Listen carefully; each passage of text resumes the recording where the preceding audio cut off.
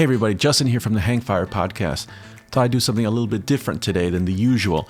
Today I'm going to talk about my experience listening to the Rolling Stones in Dolby Atmos. You may have heard about Dolby Atmos. It's kind of been around for a while.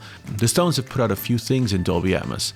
Some of the titles include Honk, the Greatest Hits compilation from a few years ago, the Goat's Head Soup Deluxe Edition from 2020 that includes the Giles Martin remix, the Elmo Combo 1977 set, and they also just put out 40 Licks, the Greatest Hits compilation from 2002, which includes 4 new original songs that they put out just for that set.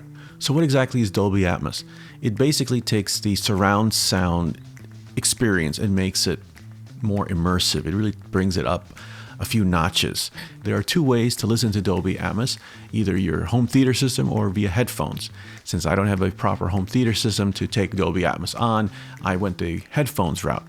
I eventually went with these.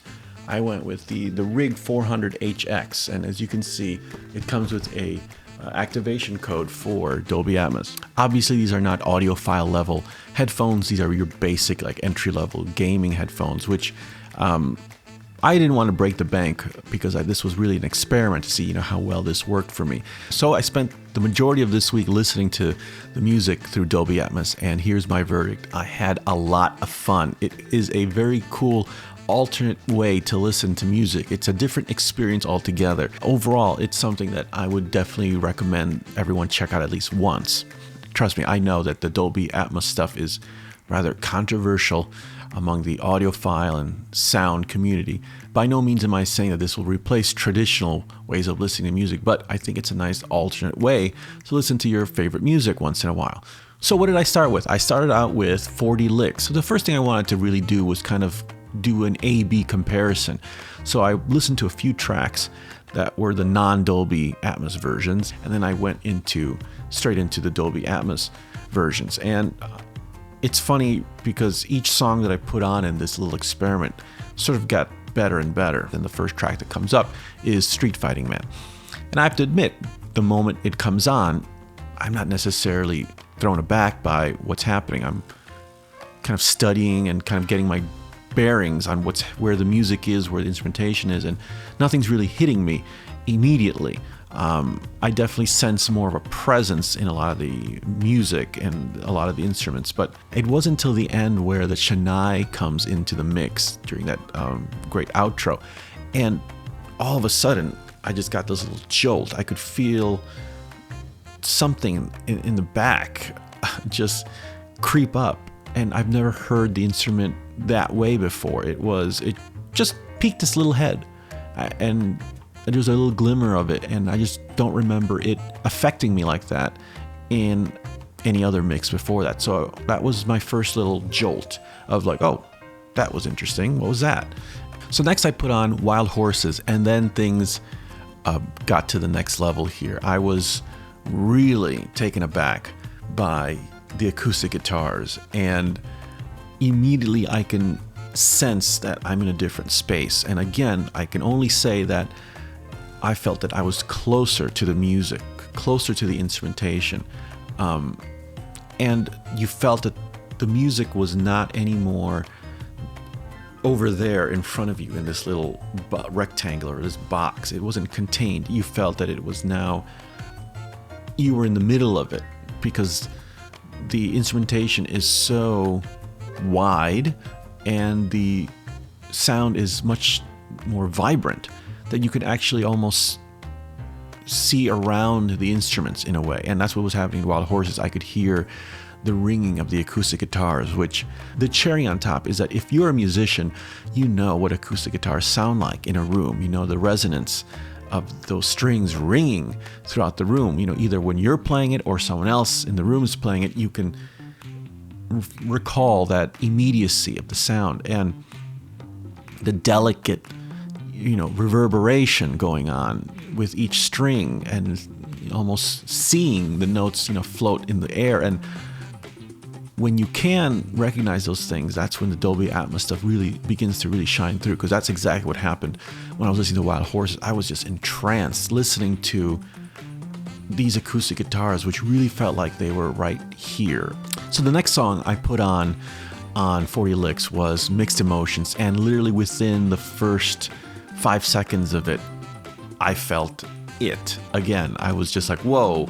Again, it's all about spacing, because Dolby Atmos is you inside the music. You're now kind of moving around the band in a way. And Mixed Emotions was that. It was a much deeper feeling. I mean, the guitars on the left were just really sparkling and bright, and I remember feeling the bass. I remember Bill Wyman's bass was just full. I could almost sense it being on the bottom, and there was like a floor. I've never sensed music like that where I could almost see it dimensionally. Like the guitars were these walls, and the bass was the floor. And there was definitely a ceiling. The ceiling was sort of like the vocals for me or something. But that's sort of where we're going with all this, is that it's dimensional, and you can see the music in a different perspective. Okay, so next I jumped over to Goat's Head Soup, the deluxe edition from 2020. And I jumped over to Can You Hear the Music? And it was even better than Mixed Emotions. Like that first 15 seconds when you hear those bells and you hear the bongos, you can hear the room. And that's, I think, is where this stuff really, really shines very well, is that the more live of a performance it is, the better it will sound in this format. Because if you can hear the room in the recording, then that helps bring it to life a bit more. I just felt things were behind me. It was very strange. I could feel like the bells were right here behind my ear, and then you were discombobulated in a fantastic way where you just felt like your attention was just kind of taken right there. And you can almost see around the instrumentation. It's not anymore this 2D thing where you're just seeing it in front of you and you're just identifying what the instruments are. You can identify the shape of the instruments now, which is super cool if you're sensitive to those things.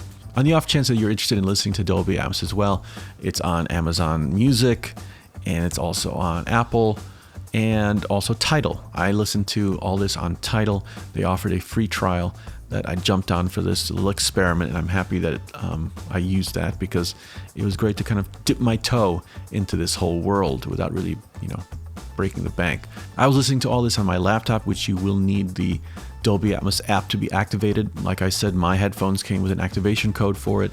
Otherwise, you'd have to spend $14.99, I think it is, on that activation code, which will then give you permanent access to this technology via the app. So Dolby Atmos was a fun experiment, something that I would probably continue to do, and something that I could see myself getting into more and more. So that's my review of listening to the Stones in Dolby Atmos. I think it's a lot of fun, and I think everyone should try it at least once if you can. So what are your thoughts? Are you going to be listening to them in Dolby Atmos, or have you already tried? Or are you going to stay away from it? I'd love to hear your thoughts. I know it's a controversial topic, and people are going to be coming from both sides. Anyway, I'm happy to read everyone's points of views about it. Thanks for watching Hangfire. We'll see you next time.